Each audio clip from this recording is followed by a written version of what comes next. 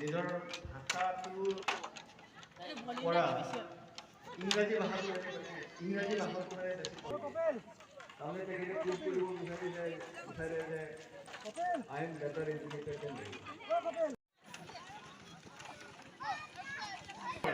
কম মানে ব্যৱহাৰ এই জনগোষ্ঠীটো না কমানত বিয়া মাতিলে বোলে কি চলে যাওঁ বোলে ইয়াৰ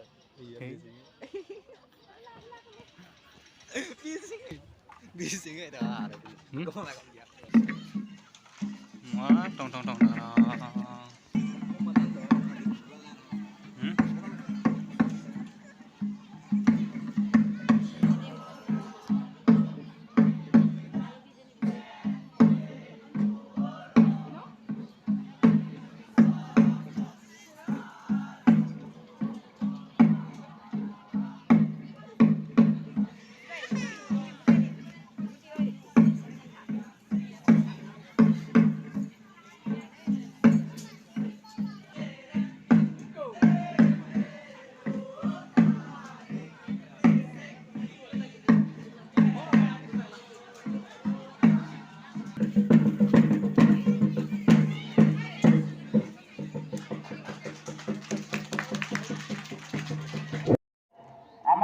আছে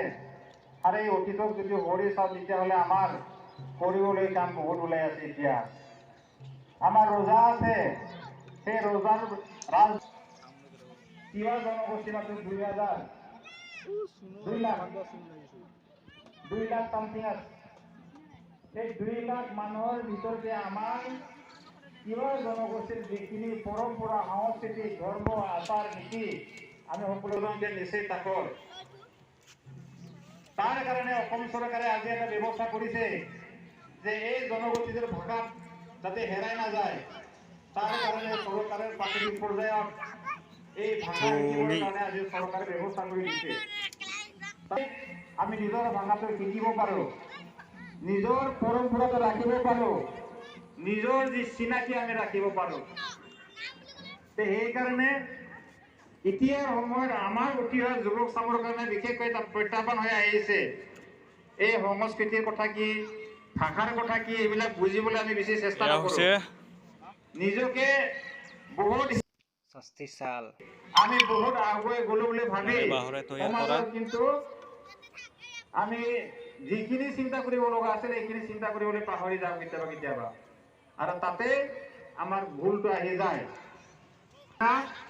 এটা মাধ্যম আৰু এই নিজৰ ভাষাত কোৱাৰ সহজ ভাষা আৰু পৃথিৱীত ক'তো নাই মাতৃ বুজি পাব আৰু সেই দেউতাকে বুজি পাব যে মই আজি দেউতাক হ'লো মোৰ ল'ৰাটোৱে আজি মোক মা বুলি মাতিছে কিহৰ যোগেদি নিজৰ মাতৃভাষাৰ যোগেদি আৰু এই মাতৃভাষাটোকে আমি পৰম্পৰা হিচাপে যদি ৰাখি মানে এইটো অকণমান মানে আগত যেনেকুৱা আছিল পাৰিব ন কাৰণ কিয় আৰু এই ভাত খাব আহিলোঁ মানে ভাত খোৱা জেগা মানে মিটিঙৰটো ভাত খোৱা আমাৰ ফেচিলিটি নাই য'তে পায় ত'তে খাব লাগিব এয়া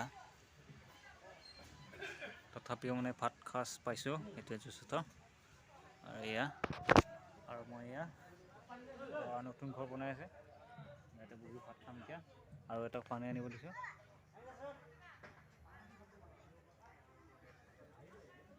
ভাতৰ আছে গাহৰি মাংস কণী এটা মানে তাৰটো মই লৈ আছোঁ সেইকাৰণে ইয়াত দুটা দুজনে খাম এতিয়া ভাত খাই লওঁ হা এয়া আমাৰ ধুনু হা ধুনু কি খাই আহিলে কি খাই আহিলে আমায়ে একোতে নাই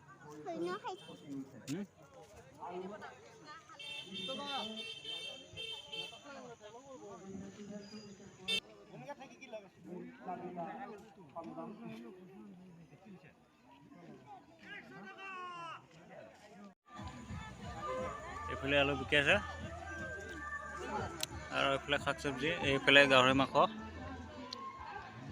মানে এতিয়া চা, আজি মানে সন্ধিয়া হৈ আহিছে, এতিয়া মানে মানুহ পুৰা ভিৰ। এইফালে চাওক।